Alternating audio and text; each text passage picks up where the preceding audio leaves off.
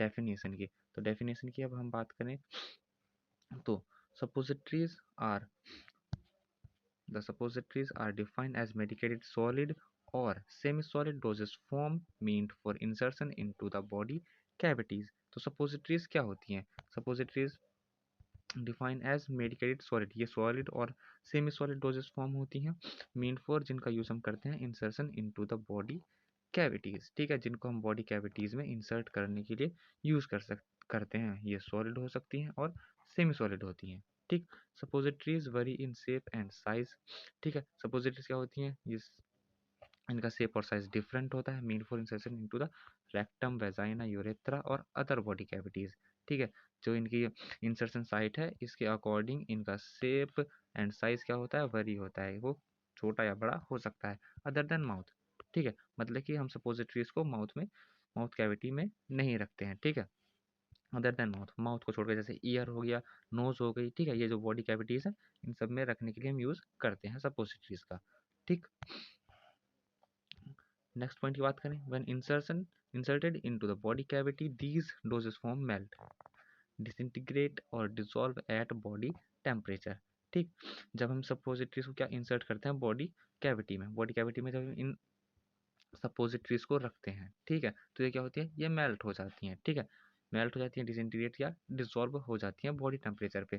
ठीक है, जो बॉडी का टेम्परेचर है ये उस टेम्परेचर पे क्या करती हैं, मेल्ट हो जाती हैं। ठीक है, suppositories for vagina and urethra are also known as pessaries and urethral bougies respectively. ठीक है, मतलब कि जिन सपोजिटरीज का हम यूज वेजाइनल कैविटीज में यूज करते हैं, ठीक है, जिन सपोजिटरी को, उन सपोजिटरीज को हम पेसिरीज भी बोलते हैं, और जो जिनका यूज हम यूरेथ्रल कैविटीज में करते हैं उनको हम यूरेथ्रल बोगीज भी बोलते हैं। ठीक है, तो ये इनके दोनों के नाम है, ये अलग से भी पूछ सकता है।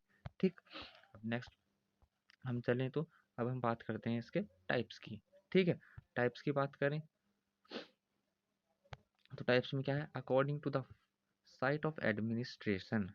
ठीक, suppositories may be subdivided into the following type. ठीक, साइट इनके एडमिनिस्ट्रेशन की साइट की बात करें कि इनको हमें कहाँ यूज करना है, उसके अकॉर्डिंग सपोजिटरीज 5 टाइप में सब डिवाइडेड की गई है। सबसे पहला है रेक्टल सपोजिटरीज। ठीक है, उसके बाद है vaginal suppositories, urethral bougies, nasal bougies and ear cone.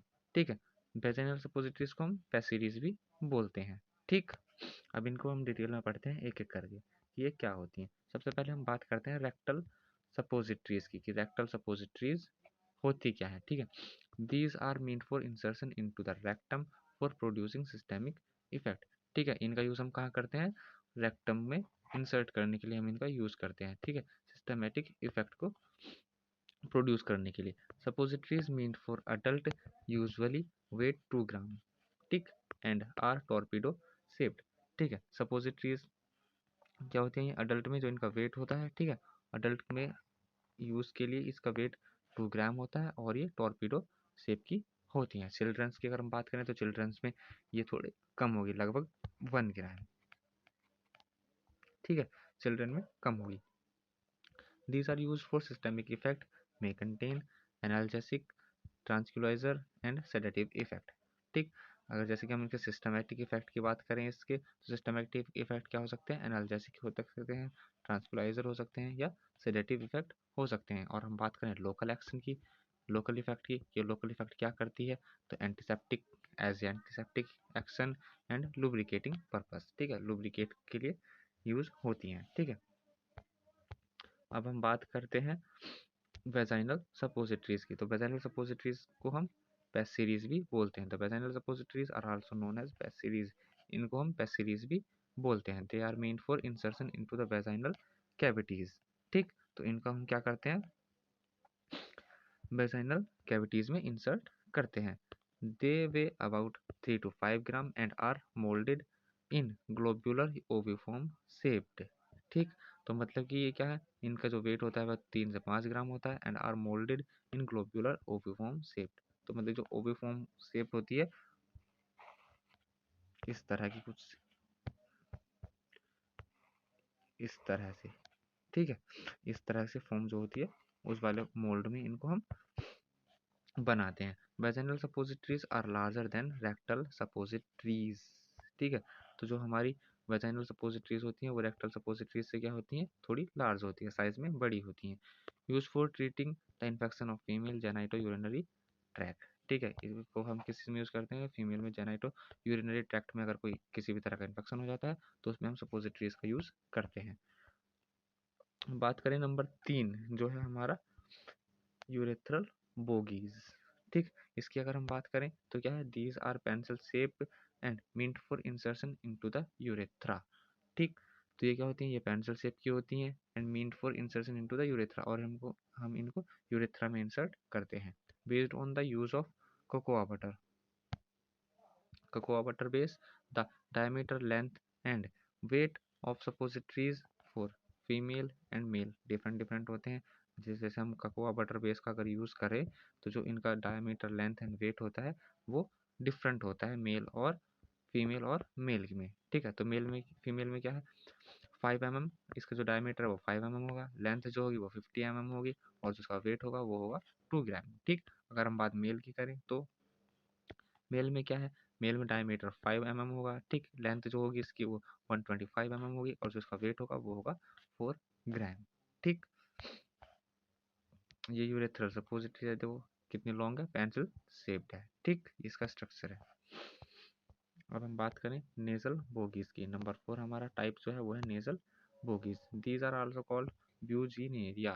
ठीक है, हम इनको ब्यूजिनेरिया के नाम से भी जानते हैं। The nasal suppositories are made for introduction into the nasal cavities. ठीक है, जो नेजल सपोजिटरीज होती हैं जैसे इनका नाम है तो ये क्या होगा, नेजल कैविटीज, यानी कि हमारी जो नोज है, जो नाक है, उसमें हम इसको इंसर्ट करते हैं। These bougies are thinner 8 cm in size and about 1.2 gram in weight. ठीक है, ये भी जो हमारी यूरेथ्रल बोगीज थी उनकी तरह होती हैं। इनका जो साइज होता है वो 8 सेंटीमीटर होता है और जो इनका वेट होता है वो होता है 1.2 ग्राम। ठीक है, these are prepared from gelatin glycerin base. ठीक है, जो हमारे जिलेटिन होता है, जिलेटिन और ग्लिसरीन, उसको हम एज ए बेस यूज करते हैं इनको बनाने में। अब हम बात करें नंबर 5 जो है हमारे ear cone. The suppositories are about 1 gram in weight. जो इनका वजन होता है वो कितना होता है, 1 ग्राम वजन होता है एंड आर सिलिंड्रिकल शेप, और जो इनका शेप होता है वो होता है सिलिंड्रिकल। ठीक है, सिलिंड्रिकल शेप होता है इनका।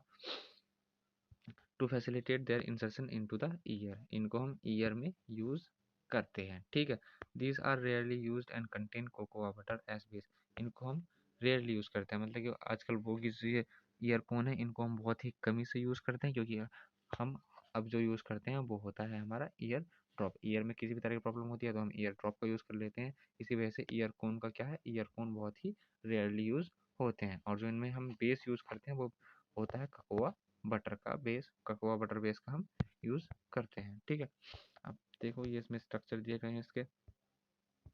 ठीक, ये इसके स्ट्रक्चर दिए गए हैं जैसे कि round Oval, long Oval shape में है।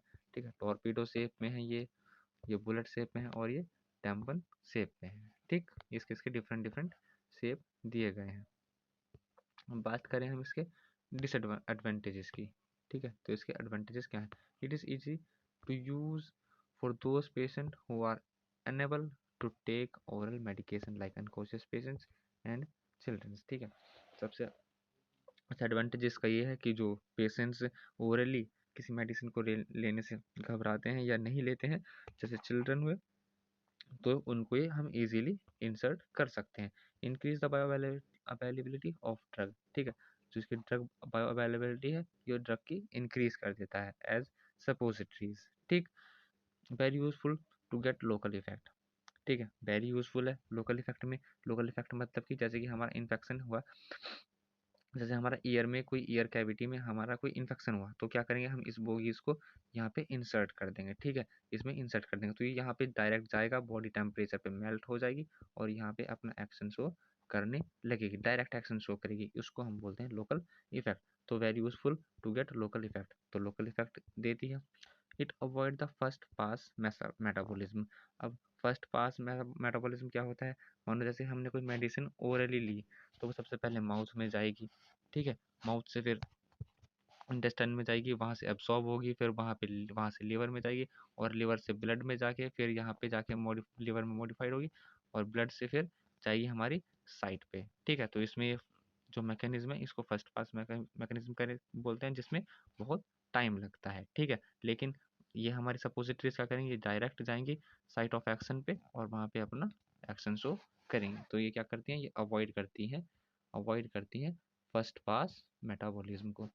इट प्रोवाइड रैपिड एक्शन, वही बात है, जब डायरेक्टली जाएंगी तो ये क्या करेंगे, एक्शन जो है अपना रैपिडली शो करेंगे। Best for vaginal and rectum fungal infection. ठीक है, ये बेस्ट होती हैं किसके लिए, वेजाइनल और रेक्टम फंगल इन्फेक्शन के लिए। ठीक, अब बात करते हैं हम इनके डिसएडवांटेजेस की। तो इसके डिसएडवांटेजेस क्या है सपोजिटरीज के। The major disadvantage of suppositories doses form is the patient acceptability.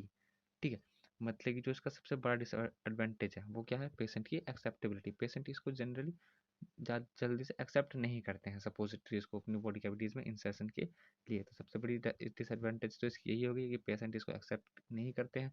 ठीक है, preparation is complicated compare to liquid and tablet. जो इसकी प्रिपरेशन है, ठीक है, वो क्या है कि वो कॉम्प्लिकेटेड है, वो बहुत ही थोड़ी कठिन है एज कम्पेयर टू, अगर कंपेयर करें हम लिक्विड और टैबलेट की प्रिपरेशन से, तो थोड़ी डिफिकल्टीज होती हैं इसको प्रिपेयर करने में। Need a low temperature to store. ठीक है, अब सभी को पता है, ठीक है, कि बॉडी का जो टेम्परेचर है वो लो होता है। ठीक है, 37 के आसपास होता है, 35 to 37 बॉडी टेम्परेचर। अब ये क्या होते हैं, इस टेम्परेचर पे ये मेल्ट हो जाती हैं, तो इनको स्टोर करने के लिए क्या चाहिए, लो टेम्परेचर चाहिए। अब जैसे कि ये कंट्रीज है, जैसे हम इंडिया श्रीलंका, ये जो गर्म मौसम की कंट्रीज हैं, इनमें बहुत डिफिकल्टीज होती है लो टेम्परेचर को लेकर। ठीक है, तो लो टेम्परेचर पे इनको स्टोर करना पड़ता है। ठीक है, जो एक अपने आप में ही क्या है, डिसएडवांटेज है। Very few drug can be delivered by this type of doses form. ठीक है, वेरी फ्यू मतलब कि बहुत कम ही ड्रग होते हैं जो इस डोजेज फॉर्म के द्वारा हम क्या कर सकते हैं, डिलीवर कर सकते हैं साइट ऑफ एक्शन पे। ठीक है, insertion of suppositories into body cavities is relatively difficult and require special training। ठीक, क्या है इंसर्शन ऑफ सपोजिटरीज का जो इंसर्शन है बॉडी कैविटीज़ में, वो रिलेटिवली वो अपने आप में ही डिफिकल्ट काम है, और उसके लिए हमें क्या चाहिए, ट्रेनिंग चाहिए होती है। ठीक है, जैसे बच्चे हैं वो अपने आप से नहीं कर सकते हैं। ठीक है, तो उसके लिए सुपरविजन चाहिए पेरेंट्स या किसी डॉक्टर का, या जैसे हम अगर बड़े अडल्ट की बात करें तो अडल्ट में भी क्या सुपरविजन चाहिए, क्योंकि इसमें डिफिकल्टीज हो सकती हैं। अगर हम आइज़ की बात करें, अगर हम आइज़ में डाल रहे हैं तो आइज़ के लिए भी हमें किसी दूसरे की ज़रूरत पड़ेगी, अपने आप से ट्रेनिंग की ज़रूरत पड़ेगी। ठीक है, ये इसके डिसएडवांटेजेस हैं। थैंक यू, धन्यवाद।